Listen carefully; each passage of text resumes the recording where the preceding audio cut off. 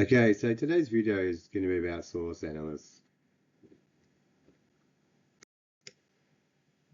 So our learning goal from this video students will understand the process needed to be able to effectively analyze sources using the 3C's method, also known as the three-pronged approach.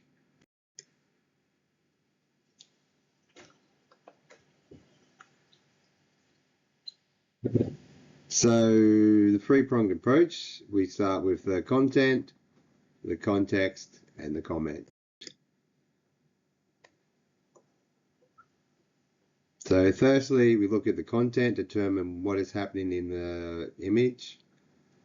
Remember, we should study all elements of the image, as you never know what might be important in making meaning. Then look at the context. This means you consider what is happening at the time of the cartoon and any relevant historical background.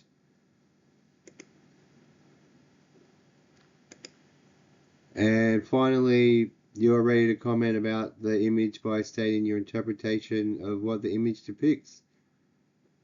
For example, the creator's message, point of view, as well as its historical accuracy. So our content. So look at the content, determine what is happening in the image. Remember, you should study all elements of the image, as you never know what might be important in making meaning. So we look at the elements, we look at what we see, what we can read, and we try to see what it's about. So if we look at this image, we can see the elements of it. We've got 7 people there, we've got some heavy mining equipment. Obviously they've got dug a shaft down. We can see the people are wearing sort of more Eastern style clothing, Eastern European style clothing. And then the next thing we need to look at is the context. So you need to read the context and consider what was happening at the time the source was produced and any relevant historical background. So what is going on around it? What's the time period? When was it made? So the context for this image, we know it was either 1872, 1873. So that's around 20 years after the gold rush had started in Australia. So 20 years after the gold rush, gold was getting harder to find. Most of the surface gold had been collected, so a lot more people were having to put down mine shafts. And a lot more people having to start to work in teams, because originally it was the Chinese that worked as groups, whereas most of the Europeans worked individually, but now the Europeans are also starting to work together as teams to be able to find what gold that's around, because it's getting harder to find. And then we have to look at our comment. So remember, make comment about the image by stating your interpretation of what is depicted. So that is the main message and point of view, as well as the historical accuracy. So what's this source telling us about the author's opinion and perspective on the time period? So if we go back to this picture again, we can have a look. What's the author of this image trying to tell us? So obviously they're telling us that Europeans are starting to work in groups. They're having to use different mining techniques now, where you could go along and try to find your surface gold. That's a lot harder. Now they're going to have to dig more mine shafts to be able to find the veins and to be able to find what gold hasn't already been found. So here's another image we can use the 3C's method on again. So we start off with our content. So what can we see? So we can see there's 2 images. One's called here and one is called there. So the here image, we can see it looks like they're a poor family. They could be homeless. We can see in the background looks like an industrial city behind them. They look pretty miserable all up, look pretty hungry. Right hand side we can see that they're living in a house now, they're not on the street. They got plenty of food, there's a new baby there, they got a pet dog. So the here picture, they all look poor, miserable. The right hand side, they look happy, well fed, um, and a lot cleaner. So then we need to look at the context. So this was made in 1848, when there was lots of industrialization happening in England. There was lots of poor people, either living in squalor or homeless by the looks of what these people are. And at that time in Australia, there's lots of opportunity. You can move to Australia, get yourself some land, um, and have a good life. So that's what they were promoting at the time. So what's the comment?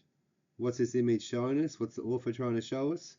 So they're showing us that you could be living in London or England, having a miserable life, living on the street, being poor, being hungry, can't afford clothes, or you can move to Australia where you can have new clothes, you can have food, you can have a roof over your head, and you can be happy. So overall, they're showing that emigration from England to Australia is a good thing. So here's another image that we can use the 3C's method on. So firstly, we'll look at what can we see. Start with, I can see some people working. I can see a man with a top hat and a cane. So obviously probably a rich landholder. And I can see a big lineup of what I'd say a convict standing behind him. We can also see barracks or a big house in the background. What's happening at the time? Transportation to Australia of convicts was still happening. Tasmania was expanding inland a lot more.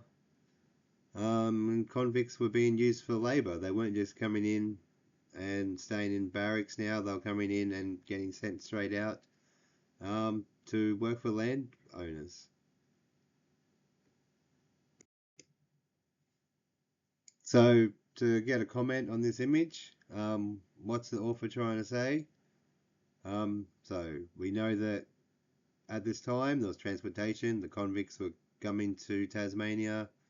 They were expanding. We can see they were working for landowners or wealthy landowners. So this image is showing us that wealthy landowners have got this big lineup of convicts ready to work for them. At the moment, they've only got 2 people working, but they've got a big lineup of people that can take over straight away. So if you want to come to Australia and own land, they've got plenty of convicts that can work for you.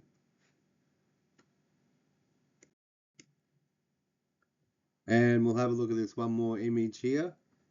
So this one is emigration in search of a husband. So we can see that. We can see that there's 2 ladies with their bags packed. We can see a sign that's up on the wall behind them, Immigration of Females to Sydney under sanction of government. So we can see the government's paying for people to go to Australia, which is part of our context, because from 1831 the British and Australian colonial governments paid or partly paid for thousands of migrants to move to Australia. And the Australian colonies particularly encouraged single women to migrate, because single women could help address the problem that there were many more men than women in the colonies. So what's our comment? What's the author trying to show us? What's this image show us? So we know that we got women with luggage moving to Australia. The government's paying for it.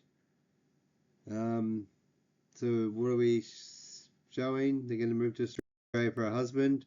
So the author is showing that women can emigrate to Australia and to be able to find a husband. So they can have a good life. They can come in here and they can meet landowners, wealthy people.